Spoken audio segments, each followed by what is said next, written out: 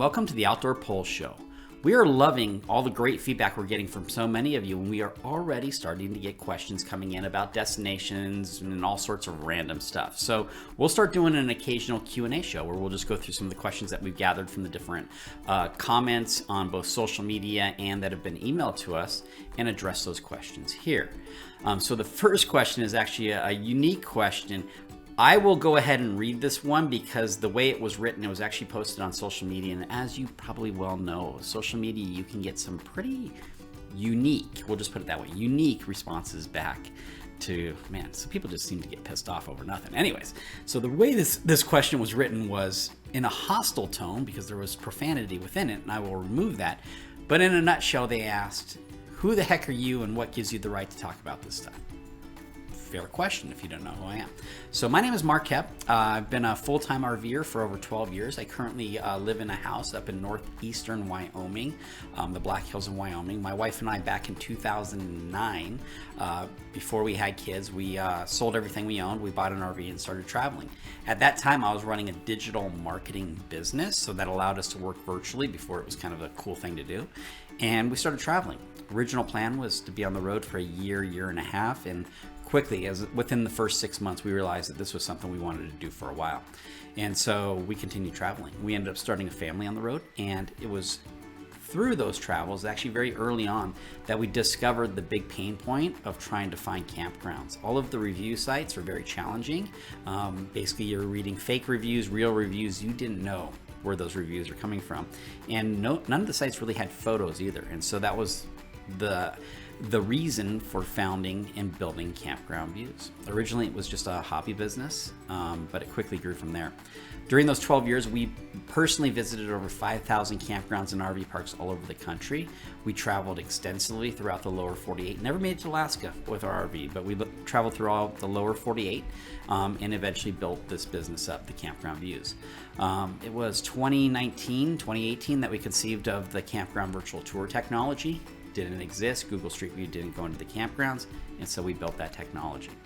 I lead a group of RV park and campground owners and help them better operate their parks. I'm a regular keynote speaker at industry shows. We have partnered with the shows from Hershey to Tampa to California on the RV sales side.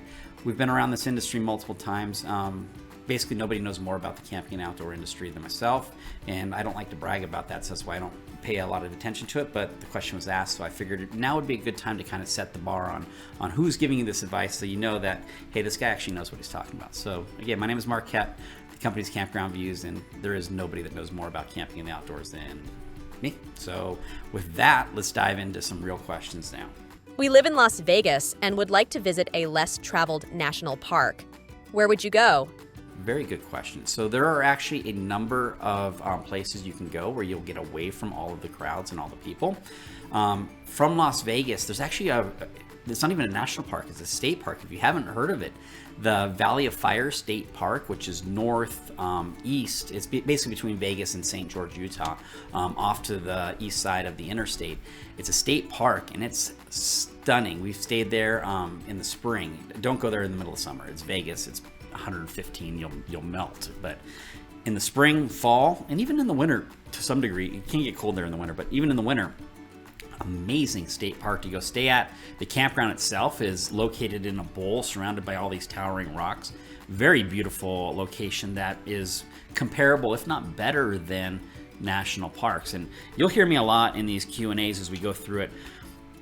We're actually not big fans of national parks. We actually call national parks the parks no. No, you can't go there. No, you can't do this. No, you can't do that. No. You actually need to apply for a permit to get in here and go through a waiting list and blah, blah, blah. We kind of shy away from national parks for all the rules that are in place there and tend to go, not that we're looking to break the rules, but we just want to enjoy the place without having to worry about getting yelled at for something. Who knows? So we tend to like state parks, Forest Service, Bureau of Land Management. We like getting out into some of the hidden spots. So my first one there is Valley of Fire State Park, not very far from you in Vegas. You can book that, take your RV up there, and stay. Very, very nice place. In fact, another spot right outside of Vegas is, I believe it's called Red Rocks or Red Canyon, or it's to the west of town. Yeah, it's Red Rock Canyon Conservation Area, another really cool spot. The campground itself itself is not very scenic, but there's great hiking around it. It's basically just an open desert setting for camping. So another really cool spot. And obviously you have Lake Mead recreation area right there by Vegas. So you've got some state and national parks right around Vegas that you can go to. But let's go to the question at hand. What are some unique, less crowded national parks that are reasonable for us? So if I was to advise you and start radiusing it out, so 100 miles, 150 miles, 200 miles, and so forth, there's two that come to mind that not a lot of people both go to or know about. The first one that is really lesser travel, because a lot of people don't go there, is up near the town of Baker, Nevada. That national park is called Great Basin National Park. Great Basin National Park is located basically out in the middle of nowhere off of a highway that's called the loneliest road in America. It's actually one of our favorite routes to go through, that whole region there, but it's US 50, US 6 to Ely, and then US 50 over to Carson City area. It's a stunning road. We love that. That's our favorite route going across Nevada. And you can take any size RV on there. It's a basin and range, so you have, if you're driving across Nevada, there are valleys and then peaks. So you're a lot of up, down, up, down, up, down, but just stunning, stunning scenery. And Great Basin National Park is not very well visited, meaning it's less crowded. It has some cavern tours you can do there, amazing hiking, high alpine, just a stunning area to go visit. So that would be my first relatively close national park for you to go visit. The next one, it's a little bit more known, but it's definitely less traveled, is Capitol Reef National Park. So Capitol Reef National Park is one of our favorite destinations to go. In fact, if you stay at the Fruita Campground, or if you stay at one of the private RV parks outside in Torrey, Utah, and travel in and park at the Fruita area is in a canyon. It's got these majestic cliffs around it, and there's a paved road that you can drive down basically through the national park.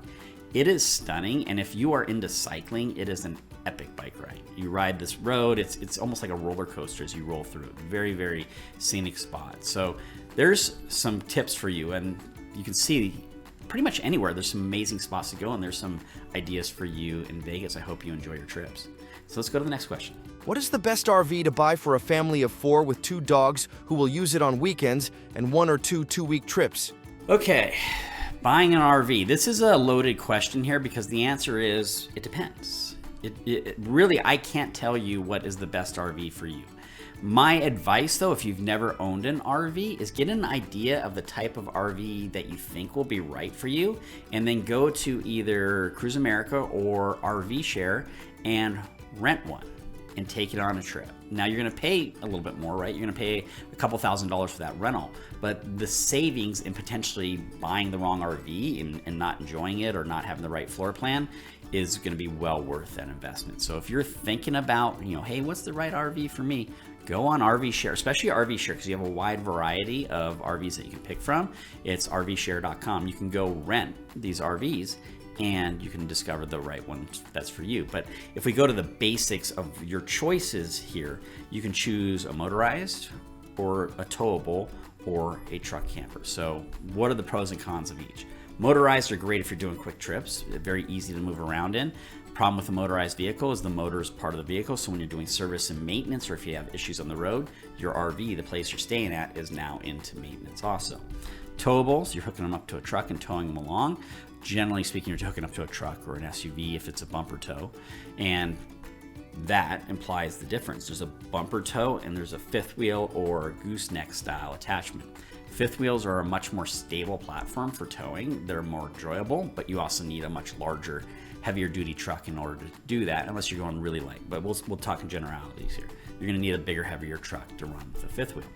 With a tow behind, you're hooking up to the ball hitch, and you simply need to know what the tow ratings, that hitch rating is for your SUV or your truck when you're towing that trailer. In our case, our last, when we full-timed, we were always in fifth wheels, a 38-footer and a 44-footer. And then when we stopped full-timing, we bought a toy hauler that was 25 feet. And then we had a hybrid, which is kind of like a pop-up, and that was 21 feet. That was actually an enjoyable trailer to tow. And now we have a Class C. So we've gone through them all. But my advice here is, I can't tell you what the right one is. Go rent one, find one that you like, that you think is gonna be nice, rent it, and try it out. And we'll go into our last question. Interstates or backroads? Good question. Interstates or back roads? We are huge fans of avoiding interstates.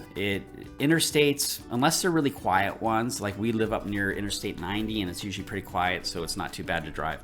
I hate truck traffic. I mean, the truckers are doing their jobs. They're out there making money, and you can have truckers that are cruising along at 75 in their big rigs and they're blowing by you. It's not an enjoyable experience. Your head's on a swivel the entire time. You're worried about cars cutting you off. Interstate traveling, while you can get places relatively quicker, and it's relative because you're actually going at a higher rate of speed, you tend to have to stop more, you're more exhausted when you get there. That's the con of interstates. To overcome that, we like to take U.S. highways and state roads. So U.S. highways or state highways, we love that. In fact, I prefer state and even going down to county levels. And there's some techniques I can go through in the future on how to make sure you're not going to get stuck in a low overpass. We love going secondary roads. In fact, coming back on our last trip from Pennsylvania, we spent about 800 miles of that 12 or 1,300 mile trip home on secondary roads. Loved every second of it. So we're all about those back roads. It's way more enjoyable than the interstates. With that, we'll end this outdoor poll show. We'll be doing a lot more of these. If you have a question you'd like to pose to us, feel free to send it in. Either put it in the comments below or email it over to us as a member of Campground Views. If you haven't downloaded the app, please do go download the Campground Views app. All this information can be found in there, and you will discover that we have built and are building the best tool for you to go find amazing campsites. So with that, I'm Mark Koep. This has been another episode of the Outdoor Poll Show.